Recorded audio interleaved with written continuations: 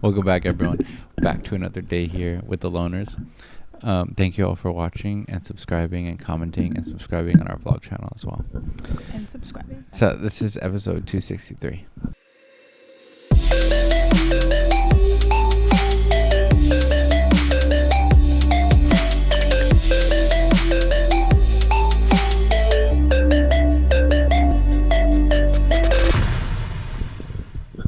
All right. Back with this girl. Yeah, we're back with Girl Gone London.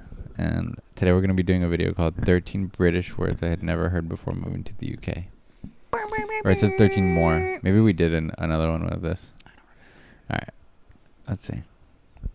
British men, if you are trying to pick up an American woman, do not call her homely. After more than 10 years in the UK, you'd think I'd be all out of British words that I had never heard before. But that's where you're wrong. And did you know that the phrase table it means something different in the USA and the UK? Or why you should never call someone homely in the US? I've collected 13 more British words and phrases that I had never heard before moving to the UK, some of which are more obscure than your normal language differences, so comment below if you have any others and let me know if any of these are news to you. The first one on my list is the word that both countries use to mean somebody who places too much emphasis on trivial things, or someone who is fussy. In the USA, we'd call them Persnickety. But as I've come to learn, in the UK, Okay, I don't think I've never met one person in the US. What USA is she talking about? Who says fucking Persnickety? For somebody who's like pretty much vapid, that's what I would have said. All right. Or what? Nobody word says is that. pernickety. Why Americans use an S in that word while Brits don't is a mystery to me, Never heard but of it's her. something worth knowing, and I feel like the person who is persnickety or pernickety would be both of these things about the usage of this word. Next on my list is the same word with different meanings in both countries, and that word is momentarily. In British English, momentarily means for a very brief moment, or something that's happening for a very short time, or for an instant, something that's fleeting. Across the pond, we use the word momentarily differently. We mean it's happening in a moment, or it's coming up shortly, or very soon. So we don't use it to explain how long something will take place, but rather that something will be taking place shortly. Yeah. I found some interesting talk online about British people who mentioned this in regards to when a plane crew might say that we're going to land momentarily. With the American usage of the word, it makes sense. We'll be landing in a moment or we'll be landing shortly. But with the British meaning, it does not make sense because we do not want you to land this plane momentarily. We want you to land it fully. So the next word on my list has to do with food, and that is scoff versus scarf. And I don't mean scarf like one that goes around your neck. I mean kind of the phrase like if you're going to eat something very eagerly or... That is not how I eat. Brian eats. She gets at me every time when I eat because she says I just like inhale my food. He does. He doesn't know what enjoying food is. That is me enjoying it. He might as well just be like snorting it. That is me enjoying it. He's like, he opens his mouth and it's like a vacuum. It's like, and all of a sudden it's gone. Eat something very quickly, or if everyone in the office ate all of the biscuits you brought in very quickly, you might say that they have scoffed it down or scarfed it down. It's very British to say scoff, and it's very American to say scarf. There are also some regional differences on this one, so comment below and let us know where you're from and which words you would use. But typically scoff in the USA actually means something different, to scoff at somebody, so to kind of make fun of them or to not take them seriously. We wouldn't necessarily use the word scoff in the US to mean to eat something quickly. Now the next word on my list is homely. Now, again, same word, but different meanings in both countries. So homely in the UK typically is describing somebody in a favorable way. It means somebody who is simple and unpretentious, but you're giving them a compliment. And it's kind of like you're just cozy. I feel like home around you. You're just like down to earth. And again, simple, but simple in a good way. It is not the same in American English. What does it mean in American British men, English? if you are trying to pick up an American woman, do not call her homely. In the American usage of the word, we use it in a disparaging way. So somebody who is homely is unattractive or Someone to plain, keep at but home. in a very bad way as opposed to any positive. Am I new to this country? I know, I've never heard this word. never heard Like homeless? Right. No, if someone said, "Oh, like you're so homely," I would think they meant like I'm comforting. Yeah, I could get that. Or I could I've get like, never oh, heard like you anyone- look better if you just stay at home. To like hide your face. All right. Connotations. And the next difference on my list is the name of this classic children's game. We call it Hokey Pokey in the USA, but they call it the Hokey Cokey in the UK. I have tried to do extensive research into the reason behind this and which one is correct.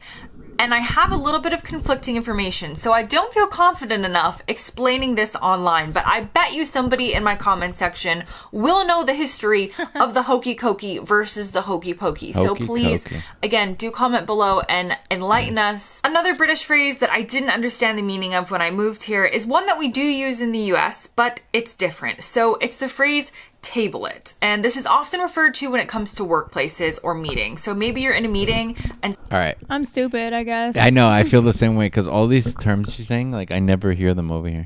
Ever. Yeah. Maybe we're just not paying attention enough.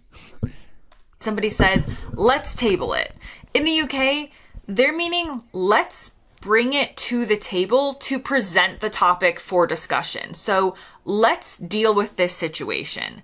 In the US, if somebody says to table it, it means to postpone the discussion or decision on a topic and to essentially take it off the table. I think I actually have heard that. This is a very useful one to know if you work with British or American colleagues and you're from the other country. Who would have thought that the phrase table it would have two different meanings? Next up is the British phrase to jack it in. I had never heard this literally until just the other week after so many years of living in the UK that I had to ask what it meant and look it up. And the phrase jack it in means to quit or give up on something, particularly something that you're not enjoying. The closest thing I could think of in the US was if we were to say pack it in, but it doesn't have entirely the same connotations. It's pretty similar, but it's not exactly the same. So this is actually one of those instances where I'm not sure that America has an equivalent slang term. Then we have the next one, which is the word that we use when we're wanting to talk about taking hold of something and forcing it open. In the US, we would say pry open, but in the UK, they typically tend to say prise open. Other differences are whinge in the UK versus whine in the USA. In America, we don't use the term whinge. We could probably figure out what it meant, but depends on the context clues. We would always exclusively say whine, whereas in the UK, I've heard both whinge and whine. And the next British phrase on my list is suss it out. We wouldn't say this in the US. We would say figure it out or solve it, but we wouldn't use the word suss in this way, to suss something out, to suss out a situation. I guess we adopted the sus term from the UK. I don't think that. This is a very British usage of the word that I had never heard before moving to the UK. When we say suss it out, it's more just like... Get the vibe, feel the vibe. Yeah. Yeah, I think that's what they mean too. That's not what I got out of that. Maybe I'm wrong, I don't know. Okay, next on my list is the word strop or stroppy, meaning moody or grumpy. This is a British word that, again, is not used in the US. Now, there are some words that I say, well, we do use that word in America, but not as often. We have another word that we use more frequently. But in the case of the word strop or stroppy, Americans just don't use this word. I've never heard it. Now, next on my list is the word skive versus the word skip. So Americans don't use the word skive. I had only heard it for the first time when I moved to the UK, and I'm even questioning now. I'm pretty sure I'm saying it right, but now I'm questioning because I don't use it very often. And by very often, I mean I never use it. So I would say skipping class or skipping school or skipping when you mean to miss something, to purposely not attend something. I thought she meant like the action of skipping. Yeah. Oh, got it. Yeah. That makes sense. Something you're supposed to. Brits would typically say skive. And the last word on my list is the word blag. To blag something in the UK is to obtain something through persuasion, kind of like in a cheeky way, or like to make something up. To blag it would be the phrase. We don't have this word and we don't have this phrase in the US. Did you say bribe? It's equivalent. No, I don't think so. She just said is to make something up.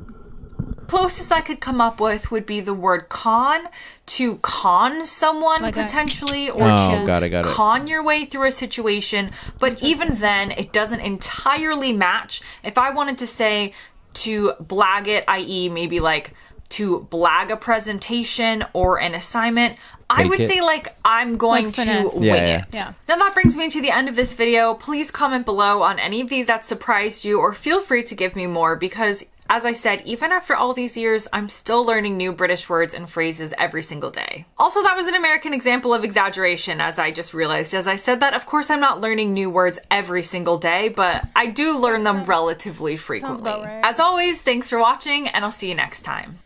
Well, Alright. I'm learning a lot. Me too. Probably not going to retain much of it. Those words we never use here. A lot of the words that she was talking about, I've never even heard that she was saying that they're American either. I think I said this before. I kind of want to know where she's from here, because it could be The different areas here. colloquial, yeah, thing. From That's a where very good she's- point. Yeah. Anyway, sounds amazing. Sorry guys, we're a bit disoriented today. Our camera has died Like more 40 than times. a few times. So we've been pausing, picking up, pausing, picking up. And here we are, all Yep. to get through an 8-minute video. Well, yeah, thanks for watching. Let us know if you picked up on any of these, or if you can add more. Yeah. Hello. We appreciate you guys for watching, and make sure to like and subscribe to this and our blog channel. I haven't pointed in a while. Bringing it back. Absolutely not. All right. We'll see you on the next one. Peace. Bye.